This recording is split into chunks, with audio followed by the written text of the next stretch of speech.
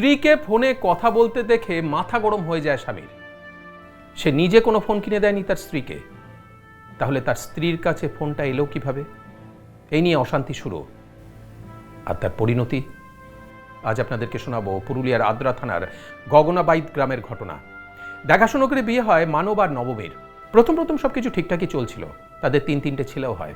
মানব পেশায় দিনমজুর, প্রতিদিন কাজকর্ম থাকে না, তাই সংসারে টানাটানি।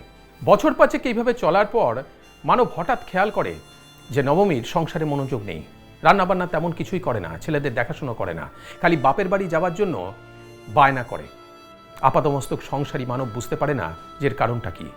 কিন্তু তার আসল কারণ ছিল নবমী বাপের বাড়ি যাওয়ার অছিলায় দেখা করত তারই খুড়তো দাদার বন্ধু নবীনের সঙ্গে। নবীনের অবস্থা ভালো, তাই নবমীর চাহিদা মেটাতে পারত ইচ্ছে মতো। যেহেতু সামনে নবীনকে দাদা বলে ডাকত নবমী, তাই মানব নবীনকে সন্দেহ করেনি। কিন্তু সে পরিষ্কার বুঝতে পারছিল যে নবমীর বাপের বাড়িতে কিছু একটা তো আছে, যার জন্য সে বারবার বাপের বাড়িতে চলে আসতে চায়। একদিন তো হুট করে নবমী তার বাপের বাড়ি চলে যাওয়ার পরে কাজ থেকে বাড়িতে ফিরে মানব জানতে পেরে প্রায় তাকে মারতে মারতে বাড়িতে ফিরিয়ে নিয়ে আসে। এর মধ্যে একদিন মানব কাজ থেকে বাড়িতে ফিরে দেখতে পায় যে বাড়ির পেছনের দিকে নবমী ফোনে কারোর সঙ্গে কথা বলছে। কিন্তু ফোন কিনে দেবার সামর্থ্য তো তার ছিল না। তাহলে তার স্ত্রীর হাতে যে ফোনটা আছে সেটা কার?